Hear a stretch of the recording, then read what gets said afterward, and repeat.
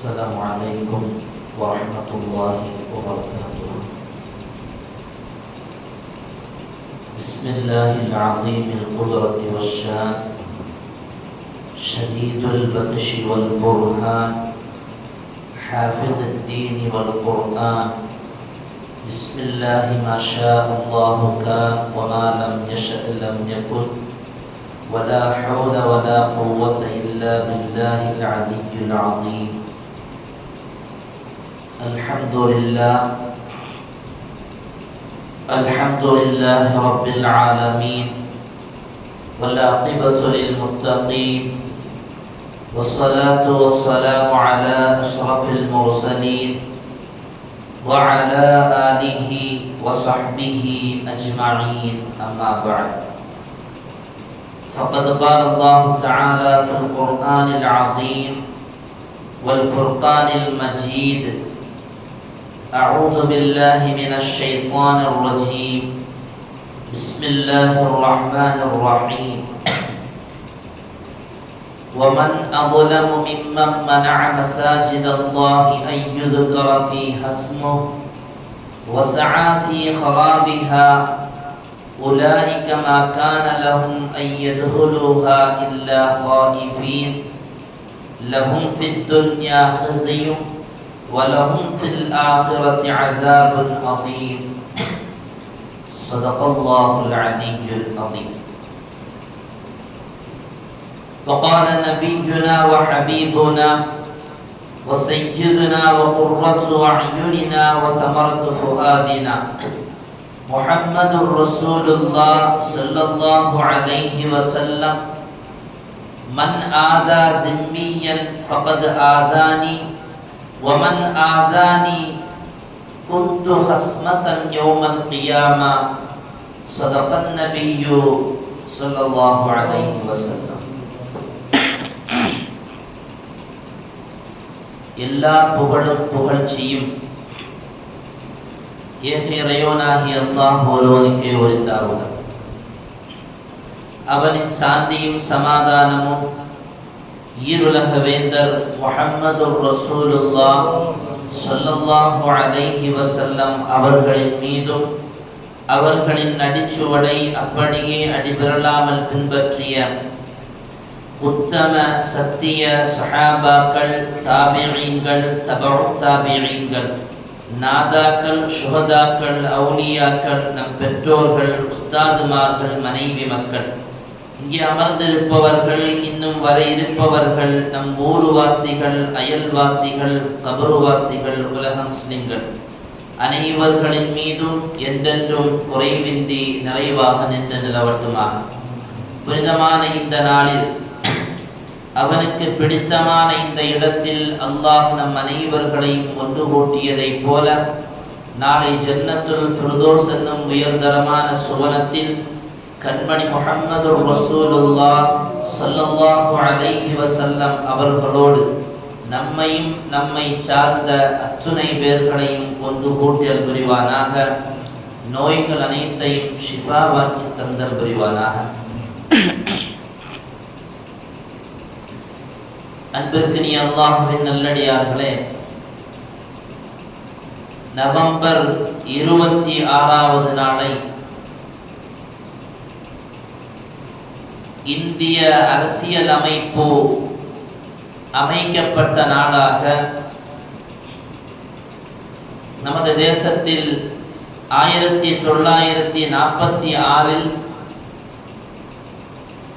அமைப்பு அமைக்கப்பட்டு, அதற்கு பின்னால் அது இயற்றப்பட்டு, அந்த நவம்பர் 26ஆம் தேதியை இந்திய அரசியல் அமைப்பு தினமாக கொண்டாடப்பட்டு வருகிறது. இந்த இந்திய அரசியல் அமைப்பு ஜனவரி 26, 1950ஆம் ஆண்டில் முதலாக நடைமுறைக்கு வந்தபோது, அங்கே இந்த அரசியல் அமைப்பு வாசிக்கப்பட்டு சுமார் 448 கட்டுரைகளும் 12 அட்டவணைகளும் 97 திருத்தங்களும் நிறைந்த இந்திய அரசியல் அமைப்பு சாசனம், அதில் உள்ளடங்கியிருக்கக்கூடிய தகவல்கள் நீதி, சமுதாயத்தினுடைய கட்டமைப்பு, தனிமனித உரிமை, அடுத்தவர்களை மதிப்பது, சுதந்திரமான சிந்தனை, நம்பிக்கை என்று துவங்கி மதம் உட்பட, மத நம்பிக்கை, சமய நம்பிக்கை உட்பட, வழிபாடு உரிமைகள் உட்பட அத்தனைகளையும் கொண்டு ஒரு சம உரிமையோடு சம பார்வையோடு மக்கள் மத்தியில் அமைக்கப்பட்ட ஒரு சாசனம்தான் இந்திய அரசியல் அமைப்பு சாசனம். நவம்பர் 26 அதை இந்தியா முழுக்க மிகப்பெரிய கொண்டாட்டமாக எடுத்து வரப்படுகிறது. ஆனால் இந்த இந்திய தேசத்தில் இந்திய அரசியல் அமைப்பில் சொல்லப்பட்டிருப்பதை போல நீதிகளும் சம உரிமைகளும் சமய நல்லிணக்கமும் வழிபாடு தலங்களும் பாதுகாக்கப்பட்டு வருகிறதா என்றால் நிச்சயமாக இந்திய தேசத்தில் மிகப்பெரிய ஒரு கேள்விக்குறியை, ஒரு சாராரை மட்டும் திரும்ப திரும்ப தாக்கி அவர்களுடைய உள்ளத்தை காயப்படுத்துகிற ஒரு அவல நிலையை தான் இந்திய தேசத்தில் பார்த்து வருகிறோம். அருமையான சகோதரர்களே, அரசியல் அமைப்பில் கூறப்பட்டிருப்பதை போல ஒரு சமுதாயம் அது தாங்கி வாழுகிற சாசனங்கள், அது தாங்கி வாழுகிற சட்டத்திட்டங்கள் ஒன்று உண்டுவென்றால் அது இஸ்லாம் மட்டும்தான். சுமார் 1500 வருடங்களுக்கு முன்பாகவே இஸ்லாமியர்களின் புனித வேதமான குர்ஆன் ஷரீஃபில் சம உரிமைகள் பேசப்பட்டிருக்கிறது. பிற மதத்தவர்களை நோவினை செய்வது பெரிய குற்றமாக இஸ்லாம் அதை பார்க்கிறது என்று இஸ்லாமியர்களின் புனித வேதமான குர்ஆன் பேசுகிறது. அதன் வழியில் இஸ்லாமிய மக்களை வழிநடத்தி வாழ்ந்த ஹதரத் முஹம்மது ரசூலுல்லாஹ் ஸல்லல்லாஹு அலைஹி வஸல்லம் அவர்கள் பேசியும் இருக்கிறார்கள், வாழ்க்கையில் அதை நடத்தியும் காண்பித்திருக்கிறார்கள். இதுவெல்லாம் எதை போதிக்கிறது என்று சொன்னால், இஸ்லாம் ஒருபோதும் அநியாயத்திற்கு துணை நிற்காது. இஸ்லாம் ஒருபோதும் யாரையும் அடக்குமுறை செய்யாது. இஸ்லாம் ஒருபோதும் யாருடைய உரிமைகளிலும் அத்துமீறி செயல்படாது என்பதைத்தான் மிக தெளிவாக இஸ்லாம் நமக்கு போதிக்கிறது. இஸ்லாமிய பார்வையில் பிற மதத்தவர்கள் எப்படி பார்க்கப்பட வேண்டும், அவர்களின் உரிமைகள் என்ன, அது எப்படி நடத்தப்பட வேண்டும் என்பது சம்பந்தமாக ஹதரத் முஹம்மது ரசூலுல்லாஹ் ஸல்லல்லாஹு அலைஹி வஸல்லம் அவர்களின் அற்புதமான ஒரு ஹதீஸை நாம் கிரந்தங்களில் பார்க்கலாம். நாயகம் ஸல்லல்லாஹு அலைஹி வஸல்லம் அவர்கள் சமப்பார்வையின் அடிப்படையில் ஒரு ஹதீஸை மக்களை நோக்கி பேசினார்கள்.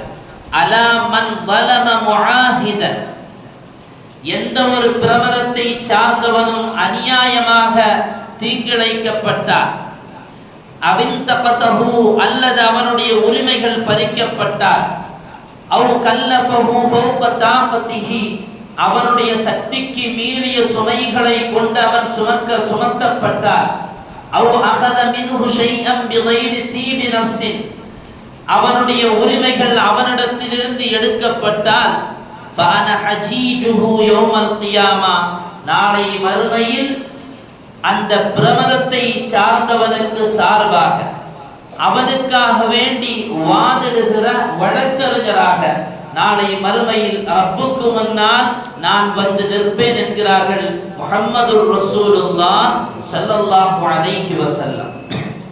இந்த ஒற்றை ஹதீஸ் சொல்லுகிற தகவல் இந்திய சாசனத்தில் கூறப்பட்டிருப்பதை போல சம உரிமைகளை ஹதரத் முஹம்மது ரசூலுல்லாஹ் ஸல்லல்லாஹு அலைஹி வஸல்லம் அவர்கள் 1500 ஆண்டுகளுக்கு முன்னால் 1400 ஆண்டுகளுக்கு முன்னாலேயே பெருமானார் அவர்கள் பேசி சென்று விட்டார்கள்.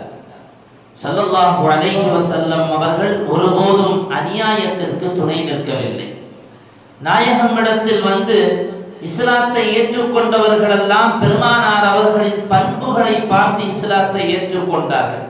இஸ்லாமிய நெறிமுறைகள் பிடித்து போய் வேறு வழி இல்லை, இங்கேதான் நமக்கு சுதந்திரமான பேச்சுக்கும் சுதந்திரமான வாழ்க்கைக்கும் நம் உரிமைக்குமான பாதுகாப்பிற்கான தஞ்சம் அது இஸ்லாம் மட்டும்தான் என்று புரிந்து கொண்டவர்களால் இங்கே இஸ்லாமிய மெம்பர்கள் அதிகமாகினார்களே தவிர அடக்குமுறையாலோ வாளுக்கு இரையாக்கப்பட்டோ சொத்துக்கள் சூறையாடப்பட்டோ இஸ்லாமியர்கள் ஒருபோதும் உறுப்பினர்கள் அதிகமாகவில்லை. ஸல்லல்லாஹு அலைஹி வஸல்லம் அவர்களிடத்தில் இஸ்லாத்தை ஏற்றுக்கொள்வதற்காக வேண்டி தூரத்திலிருந்து புறப்பட்டு வந்த முகைரத் இப்னு ஷுஅபா என்பவர், முகைரத் இப்னு ஷுஅபா அவர்கள் இஸ்லாத்தை ஏற்றுக்கொள்வதற்காக வருகிறார்கள். வருகிற வழியில் பிரமதத்தை சார்ந்த இருவர்களை கொண்டுவிட்டு, அநியாயமாக கொண்டுவிட்டு, அவர்களுடைய சொத்துக்களை அவர்களிடம் இருந்து பறித்துவிட்டு ஸல்லல்லாஹு அலைஹி வஸல்லம் அவர்களை சந்தித்து இஸ்லாத்தை ஏற்றுக்கொள்ள வருகிறார். அவர் வந்து பெருமானார் அவர்களை பார்ப்பதற்கு முன்னாலேயே முகைரத் இப்னு ஷுஅபா என்பவர் இன்ன தீய காரியத்தை செய்துவிட்டு உங்களிடத்தில் வருகிறார் என்ற தகவல் வந்தவுடன் ஸல்லல்லாஹு அலைஹி வஸல்லம் அவர்கள் சுதாரித்து அமர்ந்தவர்கள். வந்த முகைரத் இப்னு ஷுஅபா சொன்னார், நான் உங்களை ஈமான் கொள்ளுகிறேன், இஸ்லாத்தை ஏற்றுக்கொள்கிறேன். நாயகம் சொன்னார்கள், நீங்கள் ஏற்றுக்கொண்டதை நான் ஒப்புக்கொள்கிறேன், ஆனால் நீங்கள் வருகிற வழியில் சமுதாயத்தில் சகோதர சமுதாயத்தை சார்ந்த இருவர்களை நீங்கள் கொண்டதற்கு, அவருடைய பொருளாதாரத்தை எடுத்து வந்ததற்கான நீங்கள் அதற்கான தண்டனையை ஏற்றுக்கொண்டால் மட்டும்தான், அதற்கான நஷ்டபரிகாரத்தை செய்தால் மட்டும்தான் உங்களை இங்கே அமர வைப்பேன் என்றார்கள் முஹம்மது ரசூலுல்லாஹ். அருமையானவர்களே, முகைரத் இப்னு ஷுஅபா திரும்ப சென்று அவர்களுடைய எடுத்து வந்த பொருட்களை கொடுத்துவிட்டு அவர்களை அநியாயமாக கொண்டதற்கான நஷ்டபரிகாரத்தையும் கொடுத்ததற்கு பின்னால் தான் ஸல்லல்லாஹு அலைஹி வஸல்லம் அவர்களின் சஹாபிகளின் வரிசையில் முகைரத் இப்னு ஷுஅபா ரலியல்லாஹு அன்ஹு அவர்களும் சஹாபியாக அமர வைக்கப்பட்டார்கள். உண்மையில் இது போன்ற ஒரு நீதியை எங்கேயும் பார்க்க முடியாது. சொல்லி வருகிற தகவல், இஸ்லாமியர்களை அன்று முதலே தாக்கி வருகிற, அவர்கள் மீது இல்லாத பொல்லாத செய்திகளை எல்லாம் இட்டுக்கட்டு வருகிற, அவர்களுடைய ஆலயங்களுக்கு அவ்வப்போது நெருக்கடிகள் கொடுக்கிறவர்கள் சிந்திக்க வேண்டிய விஷயம் என்ன தெரியுமா?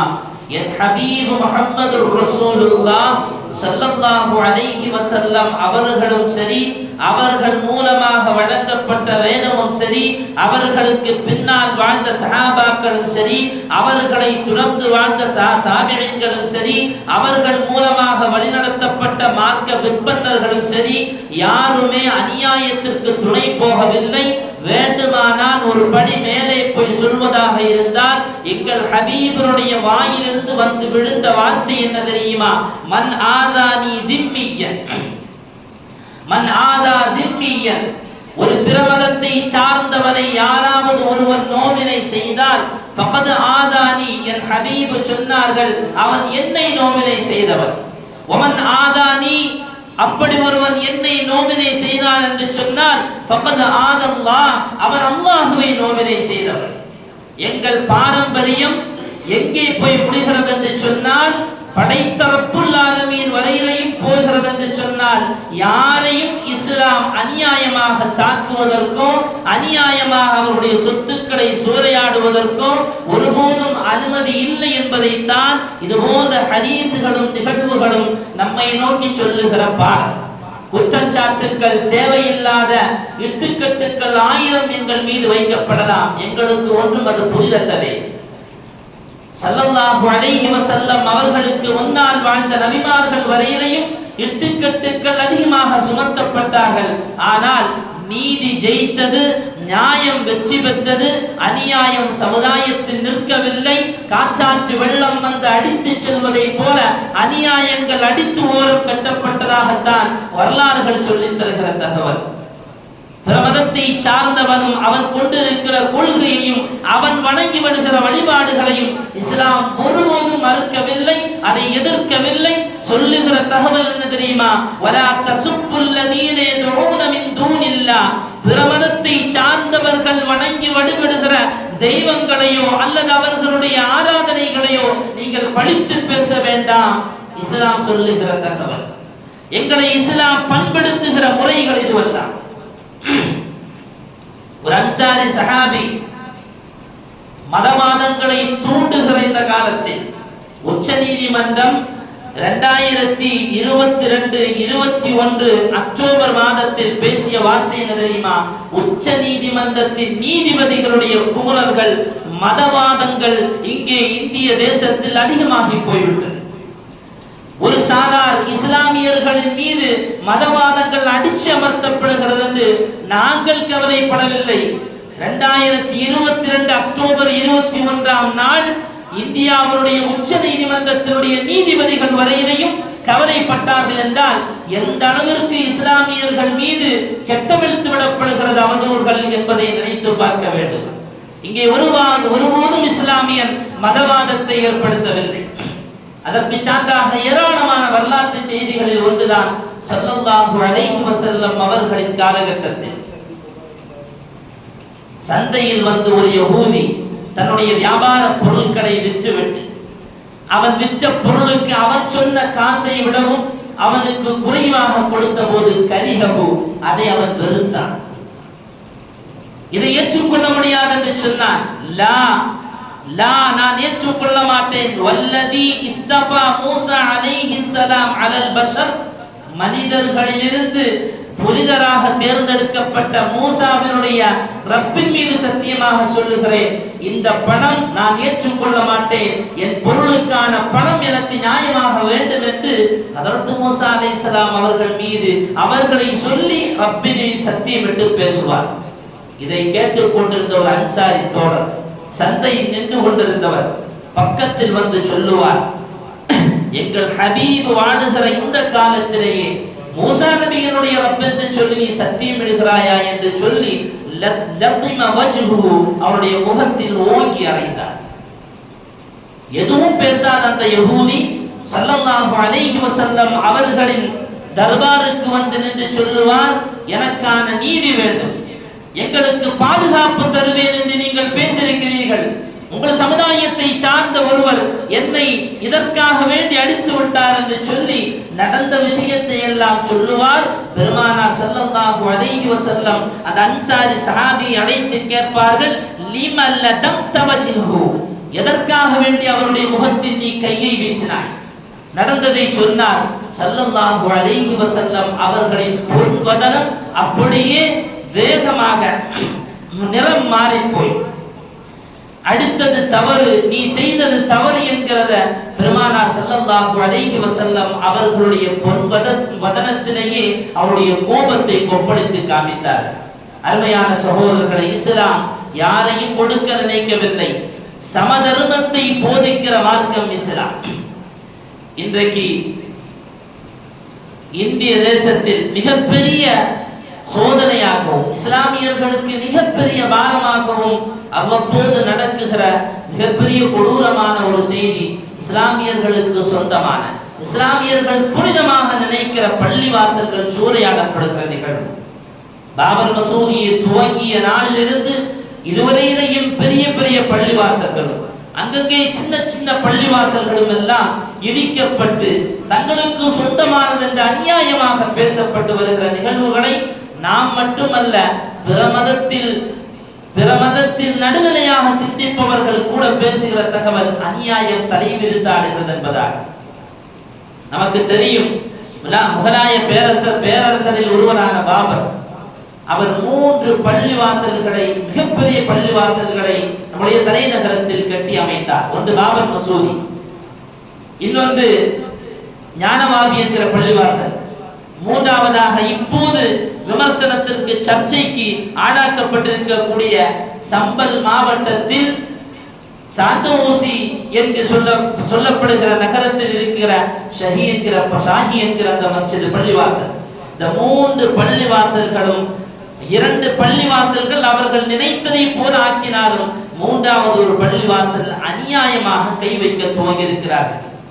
19ஆம் தேதி நவம்பர் மாதம் அந்த பள்ளிவாசல் ஏற்கனவே இந்துக்களின் ஆலயங்கள் இருந்த இடம் சொல்லி அந்த இடத்தில் ஒரு பகுதியை இடித்துவிட்டு மன்னர் பாபர் இந்த பள்ளிவாசலை கட்டினார் என்று இட்டுக்கட்டு கதைகளை எல்லாம் அவிழ்த்துவிட்டு அந்த பள்ளிவாசலுக்குள்ளால் எங்களுக்கான ஆராய்ச்சிகளை தர வேண்டும், அதற்கான அனுமதியை வழங்க வேண்டும் என்று சொல்லி சம்பல் மாவட்ட நீதிமன்றத்தில் கொண்டு போய் அந்த மனுவை தாக்கியதற்கு பின்னால் சுமார் நவம்பர் 19ஆம் தேதி மதியம் 2 மணி அளவில் தாக்கப்பட்ட அந்த மனுவிற்கான பதில் மாலை 4-5 மணிக்கு உள்ளால் அதற்கான அனுமதி வழங்கப்பட்டு உடனே அடுத்த நாட்களிலே அதற்கான ஆராய்ச்சிகள் துவங்கப்பட்டு 29ஆம் தேதி நவம்பர் 29ஆம் தேதிக்குள்ளால் பாக்கியுள்ள தகவல்களை பதிவு செய்ய வேண்டும் என்று மிக அநியாயமான முறையில் ஒரு மனு வரும்போது எதிர்வாதம் என்ன, எதிரில் இருப்பவர்கள் யார், அவர்கள் சொல்லுகிற நியாயம் என்ன, அவர்கள் சார்ந்த தகவல்கள் என்ன என்பதையெல்லாம் அலசி ஆராய வேண்டிய இடங்களில் இருப்பவர்கள் கூட அதையெல்லாம் கவனிக்காமல் மனு கொடுக்கப்பட்ட சில மணி துளிகளில் உடனேயே சட்டங்களை நிறைவேற்றார் என்று சொன்னால் அருமையானவர்களை இதைவிட அநியாயம் வேறு என்ன வேண்டும்? அதற்காக வேண்டி போராடிய மக்கள் 24ஆம் தேதி அடுத்த கட்ட நடவடிக்கையாக பள்ளிவாசலுக்குள்ளால் போவதற்கு நின்றபோது சம்பல் மாவட்டத்தினுடைய அந்த மக்கள், அந்த நகரத்தை சார்ந்த அந்த மக்கள் போய் எங்கள் பள்ளிவாசலுக்குள்ளால் நீங்கள் நுழைய வேண்டாம், காரணங்களை சொல்லுங்கள் என்று நியாயங்களை பேசிய போது அவர்கள் மீது தடியடித்து விட்டு அவர்கள் மீது குண்டுகள் வீசப்பட்டு அவர்கள் மீது ஷூட்டிங் ஆர்டரை நிகழ்த்திவிட்டு இதுவெல்லாம் அந்த மக்கள் ஒருவருக்கு ஒருவர் சுட்டுக் கொண்டது என்றும் ஒருவருக்கு ஒருவருக்குள்ளால் அடிகளை நிகழ்த்தி அவர்கள் காவலர்களை அடித்தார்கள் என்றால் நாம் அநியாய வார்த்தைகளை சொல்கிறார்கள் என்றால் அருமையான சகோதரர்களை இதைவிட இதற்கு மேலாக அநியாயம் இங்கே தலைவிரித்து ஆடுவதற்கு வேறு எந்த தேவையும் இல்லை. ஸல்லல்லாஹு அலைஹி வஸல்லம் அவர்கள் பெருமானார் ஸல்லல்லாஹு அலைஹி வஸல்லம் அவர்களுடைய காலமும் சரி அதற்கு பின்னால் வந்த காலங்களும் சரி அடுத்தவர்களின் ஆலயங்களுக்கு பாதுகாப்பாக வாழ்ந்திருக்கிறார்கள் என்பதை வரலாற்றில் பார்க்க முடியும். இன்னைக்கு இந்த பாபர் மன்னர், முகலாய மன்னர்களில் ஒருவரான பாபர் இந்த பள்ளிவாசலை கட்டி கொடுத்தார். அவர்தான் அந்த இடத்தை இடித்து அங்கே இருந்த இந்துக்களின் புனிதாலயத்தை இடித்து அங்கே இப்படி ஒரு பள்ளிவாசலை கட்டினார் என்று சொல்பவர்களுக்கு நாம் சொல்லுகிற தகவல் என்று தெரியுமா? மன்னர் பாபர் இறக்கிற பொழுது அவர் மரண படுக்கையில் இருக்கும் போது தன்னுடைய மகனார் ஹுமாயூனை அழைத்து சொல்லுவார், என் அருமை மகனே, என் அருமை மகனே, எனக்கு பின்னால் நீ ஆட்சியில் அமர்வாய், எனக்கு பின்னால் நீ ஆட்சியில் அமர்வாய். அப்படி நீ அமர்கிற பொழுது நீ என்னை போல மக்களிடத்தில் சமநீதியை, மக்களிடத்தில் இந்து முஸ்லிம் என்ற பாகுபாடு இல்லாமல் சம உரிமையோடு மக்களிடத்தில் நீ ஆட்சி புரிய வேண்டும். ஒருபோதும் நீ அநியாயம் செய்யக்கூடாது, அவர்களுக்கான உரிமைகளை நீ வழங்க வேண்டும் என்று பாபர் அவர்கள் தன்னுடைய மகன் ஹுமாயூனிடத்தில் சொல்லிவிட்டு வஃபாத்தாகிறார். அதற்கு பின்னால் நடந்த நிகழ்வுகளையும் எழுதுகிறார்கள் ஹுமாயூன். அவருடைய ஆட்சியில் எந்த விதமான கோணலையும் வரலாற்றில் பார்க்க முடியவில்லை. இந்து முஸ்லிம் என்கிற எந்த வேற்றுமையும் இல்லாமல் சமதர்மத்தோடு நல்ல ஒரு ஆட்சியை ஹுமாயூன் புரிந்தார் என்பதாக வரலாற்றில் பார்க்க முடிகிறது என்றால் அருமையான சகோதரர்களே, இதுவெல்லாம் ஹதரத் முஹம்மது ரசூலுல்லாஹ் ஸல்லல்லாஹு அலைஹி வஸல்லம் அவர்களின் பாரம்பரியத்தில் வந்தவர்கள். பெருமானார் ஸல்லல்லாஹு அலைஹி வஸல்லம் அவருடைய காலகட்டத்தில் நஜ்ரான் தேசத்தினுடைய பாதிரியார்களுக்கு பெருமானார் அவர்கள் ஒரு கடிதத்தை எழுதுகிறார்கள். அந்த கடிதத்தில் பெருமானார் ஸல்லல்லாஹு அலைஹி வஸல்லம் அவர்கள் அங்கே இருந்த அபுல் ஹாரிஸுல் பாதிரியாருக்கும் அதே போல அங்கே இருந்த வேறு பிற மதத்தை சார்ந்த குருமார்களுக்கும் சன்னியாசிகளுக்கெல்லாம் நாயகம் ஸல்லல்லாஹு அலைஹி வஸல்லம் கடிதத்தை எழுதுகிறார்கள். நீங்கள் எங்களுக்கு கீழாக வாழுகிறீர்கள், உங்களுக்கான பாதுகாப்பை கொடுப்பது எங்கள் மீது கடமை, ஒருபோதும் உங்கள் மீது நாங்கள் அத்துமீறல்கள் செய்ய மாட்டோம். உங்களுடைய ஆலயங்களுக்கும் சரி, உங்களுடைய தெய்வ அந்த கோட்பாடுகளுக்கும் சரி ஒருபோதும் நாங்கள் இடையூறாக இருக்க மாட்டோம். அதற்கெல்லாம் நாங்கள் பாதுகாப்பாக இருப்போம். அல்லாஹும் அல்லாஹுடைய ரசூலும் உங்களுக்கு பாதுகாப்பு வழங்குவார்கள் என்று ஹஜ்ரத் முஹம்மது ரசூலுல்லாஹ் ஸல்லல்லாஹு அலைஹி வஸல்லம் அவர்கள் அந்த சாசனத்தில் அந்த மக்களுக்கு எழுதி அனுப்பிய வரலாற்றை பிதாயத்துல் ஹிதாயா பிதாயத்துல் நிஹாயா என்கிற கிரந்தத்தில் பார்க்க முடியும். இப்படி ஏராளமான தகவல்களை சொல்லி போகலாம். ஸல்லல்லாஹு அலைஹி வஸல்லம் அவர்களுடைய ஒரு ஹதீஸை பார்க்க முடியும். ஆரம்பத்தில் நான் சொன்னதை போல யாராவது ஒருவன் அடுத்தவர்களின் உரிமை, அவன் பிரமதத்தை சார்ந்தவனாக இருந்தாலும் சரிதான், அவனுடைய உரிமைகளை ஒருவன் அநியாயமாக சூறையாடுகிறான் என்றால் கண்டிப்பாக அவனுக்கு அல்லாஹ்விடத்தில் தண்டனை உண்டு. அருமையான சகோதரர்களே, கஜினி முஹம்மது ஆப்கானிஸ்தானில் இருந்து படையெடுத்து வருகிறார். அவர் படையெடுத்து இந்திய தேசத்திற்கு வருகிற பொழுது பொதுவாக முகலாய மன்னர்களும் சரி, மன்னர்களுடைய வாழ்க்கையும் சரி, எந்த மதத்தையும் சார்ந்திருக்கவில்லை. யாருடைய ஆலயத்தையும் குறிவைக்கவில்லை. யாருடைய மத கோட்பாடுகளையும் தகர்க்கவில்லை. அவர்களுக்கு இருந்த ஒரே ஒரு நோக்கம், அவர்கள் செல்வத்தின் மீது அந்த செல்வத்தை எடுப்பதற்காக வேண்டி படையெடுத்து நிற்கிறார்கள் என்று தான் இந்த வரலாறுகளை பார்க்க முடியும்.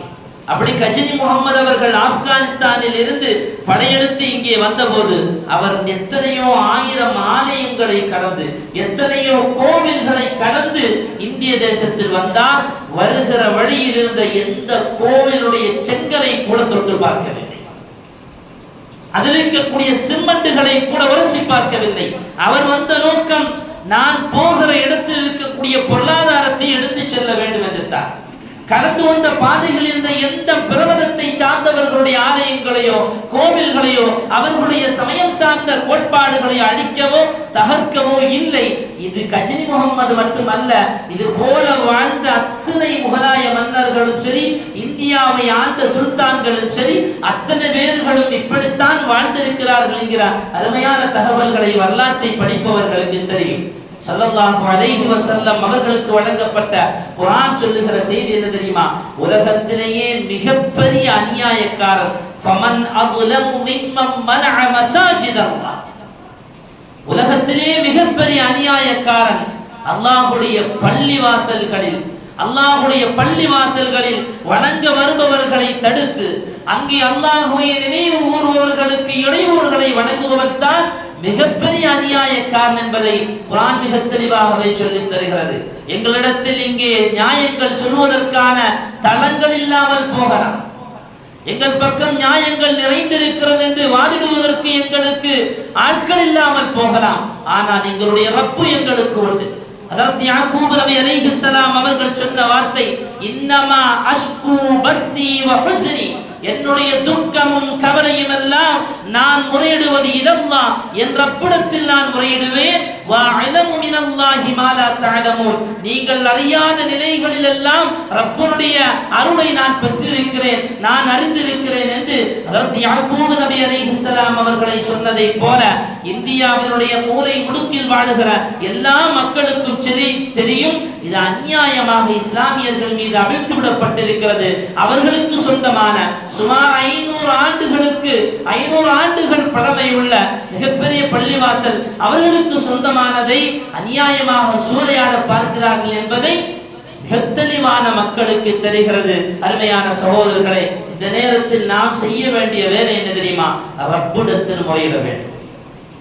ஒரு பக்கம் துன்யாவினுடைய அளவில் நாம் நம்முடைய போராட்டங்கள் அல்லது நம்முடைய குமரல்களை வைத்தாலும் யதார்த்தமாக ரப்புக்கு முன்னால் அவனுடைய கோடதியில் அவனுடைய தர்பாரில் நம்முடைய இந்த நோக்கத்தை சொல்லி அல்லாஹ்விடத்தில் துஆ செய்ய வேண்டும். அப்படி துஆ செய்தால் பல ஆண்டுகள் கழித்தாலும் சரி, ஹபீப் முஹம்மது ரசூலுல்லாஹ் ஸல்லல்லாஹு அலைஹி வஸல்லம் அவர்களுக்கு மக்கமா நகரம் கஅபத்துல்லாஹ் திரும்ப கிடைத்ததை போல நமக்கும் கிடைக்கும். அநியாயம் நிலைத்து நிற்பதில்லை.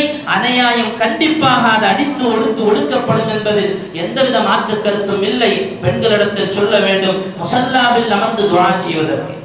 வருகிற மக்கள் எல்லாம் பள்ளிவாசல்களில் ஜமாத்தாக தொழுதாலும் சரி, தனியாக சொல்தாலும் சரி, அந்த பள்ளிவாசல்களுக்கு இஸ்லாமியர்களுடைய இஸ்லாமியருடைய உரிமைகள் பாதுகாக்கப்படுவதற்காக வேண்டி அநியாயக்காரர்களுக்கு ஒன்றில் அல்லாஹ் ஹிதாயத்தை கொடுக்க வேண்டும், அல்லது அவன் புறத்தில் இருக்கக்கூடிய நியதி என்னவோ அதை அவன் வணங்க வேண்டும், விரைவாகவே வணங்க வேண்டும் என்கிற துஆவை நாம் கேட்போம். அல்லாஹ் சுப்ஹானஹு வ தஆலா எல்லாவித அடக்குமுறைகளிலிருந்தும் எல்லாவித ஆபத்தான நிலைகளிலிருந்தும் இஸ்லாமிய மக்களையும் அப்பாவி ஜனங்களையும் பாதுகாத்தல் புரிவானாக. வாஹிரு தஅவானா அல்ஹம்துலில்லாஹி ரப்பில் ஆலமீன். அஸ்ஸலாமு அலைக்கும் வரஹ்மத்துல்லாஹி வ